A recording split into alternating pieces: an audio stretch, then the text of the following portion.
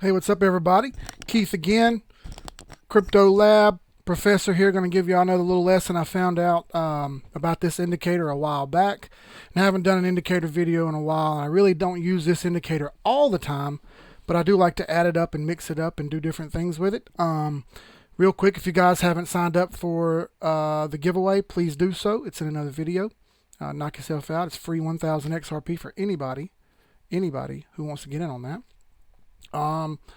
Again, before I start, thank you to the Mafia. Y'all guys are awesome. My assassins in the Telegram group, y'all do great work. Can't thank y'all enough. I appreciate everything. If there's a description down in the video for anybody who would like to get some merch, any profits we make from the merch, we give away. Simple as that, okay? Let's jump on into this. I'll pull the chart up here. I've got MTV up right now, but I'm going to switch it around and change it up to Bitcoin here, and we'll just use it as an example. The indicator on this one is called the KDJ. I'm going to pull all these other indicators off because I'm not going to use them right here at the moment. Just going to use the KDJ only. So what is a KDJ? KDJ is kind of like the RSI with an extra line put in the indicator to kind of show you overbought or oversold. Okay. It's not super complicated to use. It's not super fussy, and there's not too much to worry about here, okay? Now, if you want to find this indicator, you just click on FX indicators up here, type in KDJ. As you see, I've got mine starred already, which is a favorite. I'm using this one. The Lambo's 21 guy did this one. They're all really similar. You can change the settings around if you'd like, and I'm actually going to show you a setting that I changed to make it a little bit more effective for me, okay? Make your choice on that one, up to you, really. I just picked the top one. Whatever, however you want to do it. So, what is the KDJ? Well, you see in the background we have this red and green, right? Well, obviously, red is sell, green is buy. Not very complicated, okay? It's kind of giving you a highlighted, hello, here's what you should do. So, if we look a little closer, we have the blue line and the orange line, just like we have on the RSI. And if you haven't saw that video, we have that in another instructional video. If you just scroll through them, you'll see the RSI in there. Stochastic RSI. That's what this is kind of based off of. This is a leading indicator, not a lagging indicator. So you can actually use this to find overbought and oversold. What is overbought? What is oversold? Well, we've talked about this before, but first, let me get through the lines. We have our K line and our D line, just like our MACD, or just like our stochastic RSI, and just like the MACD, really. Orange line, slower moving. Blue line, faster moving. And then we have the black line in there, which is an extra J line. And that J line is going to be our kind of overbought and oversold indicator, all right? We're going to get some confirmation when it crosses the other lines. So let's look at some examples real quick. I just double-clicked that indicator to zoom in on it, by the way, there. So before we do that, I want to go into the settings here. And right here, you can change these colors to whatever you'd like, really. It's up to you. Like I kind of don't like how dark the green and the red is. So I'm going to change that just a touch, just for my personal preference. That's good enough for me. I don't need a lot. I'm going to save that as default. And you need to do that so the indicator doesn't constantly change every time you take it off and put it on. It's up to you, though, okay? This level right here, when you get this indicator, it's on 90. It's on 80. I'm going to switch it to 90 here because I'm going to show you why right here in a second. Kind of important, in my opinion, to do so. Once we zoom in on this KDJ indicator a little bit, you start to see. We have these dotted lines here. You see the top dotted line, and you see the bottom dotted line. Essentially, these are going to be the points where I'm looking to buy and sell. Is it cool to get every drop out of every chart? Yes. Is it better to get what you can, profit either direction, and get out? In my opinion, that's more important. Okay, so I've got the dotted lines set at 90 and 20. You could set them a little higher or a little lower if that's what you'd like. It's really up to you. I'm using what I've got because I've researched this a bit, and I've kind of come up with what I think is a better way to do it, just to make sure you get your profits and go. Okay, so what are you looking for? Just like the RSI, just like the stock RSI and the MACD, you're looking for overbought and oversold. Clearly, we got up over our dotted lines here, and this told us that we were overbought. Okay, how high could this go? It could go to 100, 105, who knows? But we see it go all the way up to 96. Still in the green in the background, you see here, still in the green. So it was telling you, I'm getting too high, I'm getting too high, I'm getting too high. Also, it was separating away from the K and the D line here, okay? When you see the large separations from the black line between the other two lines, you can expect it to go the other direction at some point, okay? So that was kind of some confirmation. I got too far away from the blue and orange, our normal lines, and I got up into overbought. Overbought is anything above this dashed line here. That kind of told me I needed to look to sell, okay? Now we could add in our other indicators here and we would have saw that a little better, but this was blaringly obvious to us, telling us. So we would have sold here. Okay? Now, as we sell, what happened? The black line cut through. We've sold this. We were out. We sold it. Now what? It starts to drop rather dramatically. Now, you can't predict that drop, but you can try to ride it once you see it. Now we see it cut through the other two lines. This is a confirmation that you've done the right thing because you started pulling into a downtrend here. You jumped straight through these lines and you went all the way down past the dashed line at the bottom, which is your sign to do what? To buy. If you're in a short, that's your sign to get out of your short and prepare to get into a buy. So right around here, whoops, sorry, did the wrong thing there. Let's move over just a touch. There we go. Because sometimes these arrows pop up in the way and I can't see real well. Now we can draw somewhere right in here. We're going to be looking to sell because we've dipped down below our dashed lines. Could we go a little far to buy? I'm sorry. We've dipped down below our dashed lines here. We've found a place where it may be oversold, and we're going to look to buy that. All right. Is this a good spot? Well, it turned out it was, and we didn't know that at the time, but it turned out it was.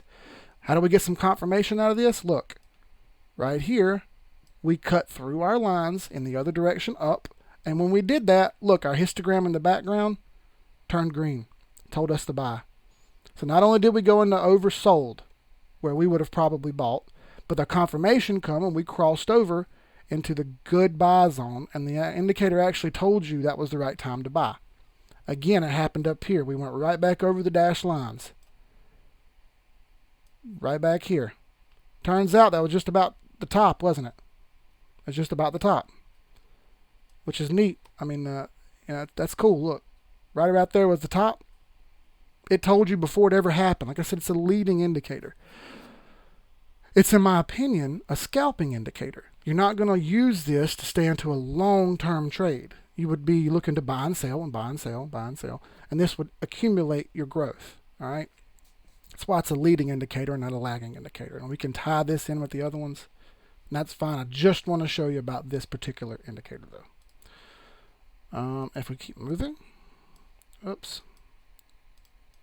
Bear with me on my terrible mouse.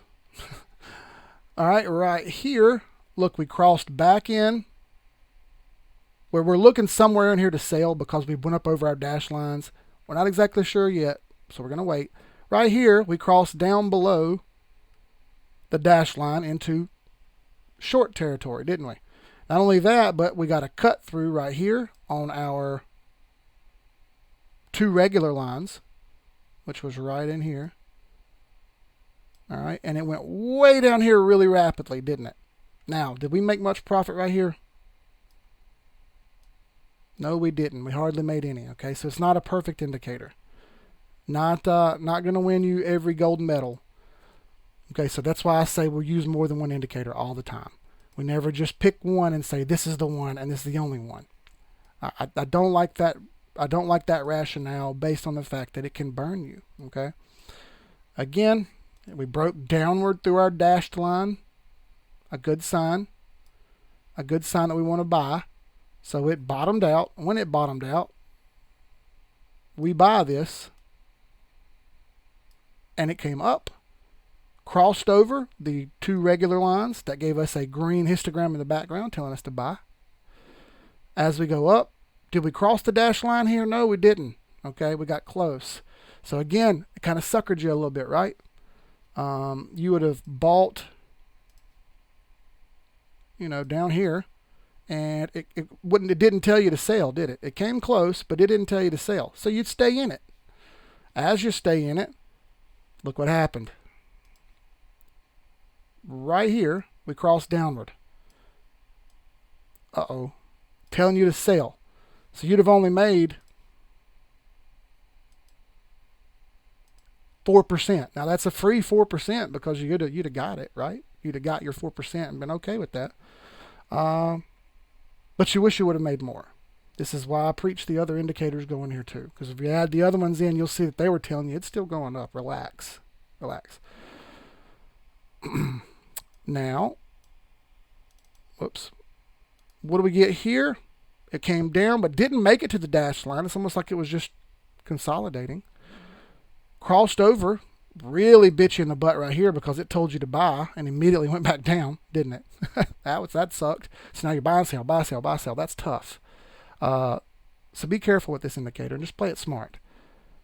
Another buy line right here because it cut up through the candles. I mean through our normal nominal lines, and we went back up again, all the way into overbought. Here, peaked up over the dashed lines into overbought. You're selling now. You're going to get out of this.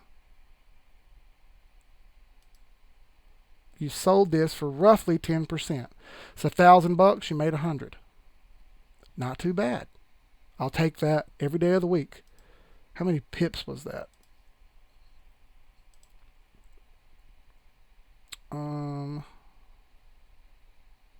That's a lot. That's a lot. 10% is a lot of pips. 30,000 pips. Yeah, I'll take that. That took a week to do that, but hey, whatever. Pretty good.